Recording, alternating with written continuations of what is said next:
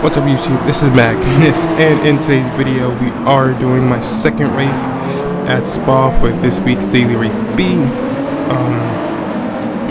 on the new physics and the new update. So, as in last video, I am still trying to get to grips with the new physics and handling model. I will say that I think it was best for me to just try to learn all of this stuff doing time trials rather than racing. But you know, it is what it is.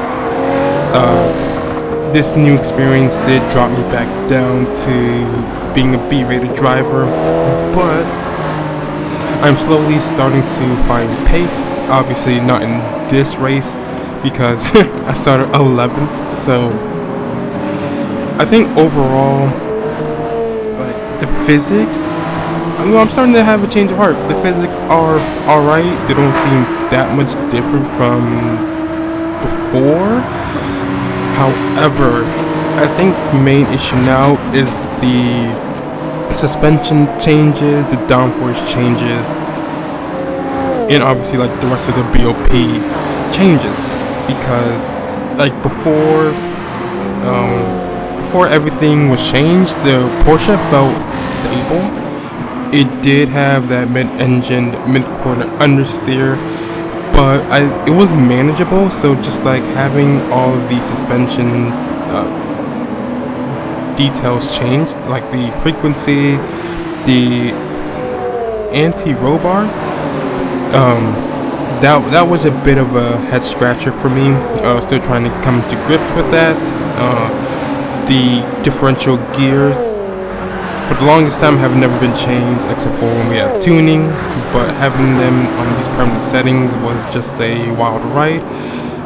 Like, when I would hard brake and then, you know, steer into the corner, the car sort of steps out quite a bit. So that was another challenge that I am having to overcome. But I think the more I do these races, the more comfortable I'm getting, because like in the qualifying trials you don't really have the added fuel weights and tire wear, but you know, so that would make it you know, help out just like a little bit. But obviously your cars handle slightly different when you have all of those factors in.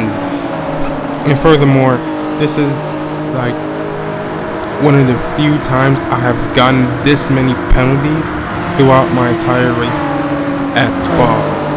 It was ridiculous. Like, where I'm understeering, I wouldn't normally understeer, and I would never get penalties. But I guess having this update just shows how much of a scrub I am and how much I need to improve.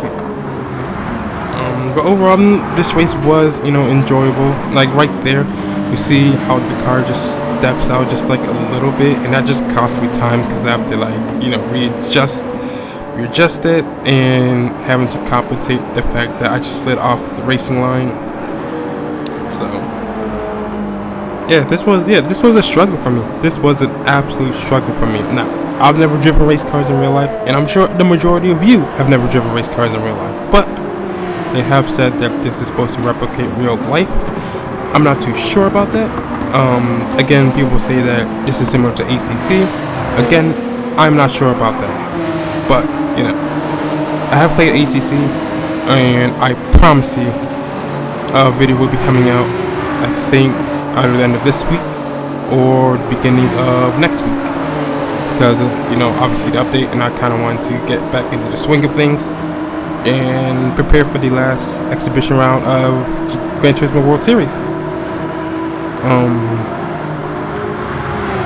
So, you know,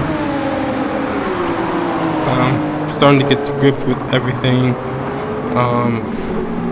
Now people are saying the Toyota Supra is the meta car. Now, obviously, we are going to have meta cars. You know, I believe before the update, mid-engine cars were sort of dominating again, and now, you know, it's the Supra again, which is fine, you know. But I do believe the people who know how to drive, the people who know how to handle the Supra, obviously they are going to be the fastest. I believe that anybody else, like the average racer, is going to be competing for world records. So, you know, I think for the majority of us, it's going to be fine. But again, that's just my opinion. So yeah, without further ado, here is my second race here at Daily Race B at Spa in the new physics. So this is my second race with the new physics actually, so keep that in mind. And yeah, I'll see you guys later.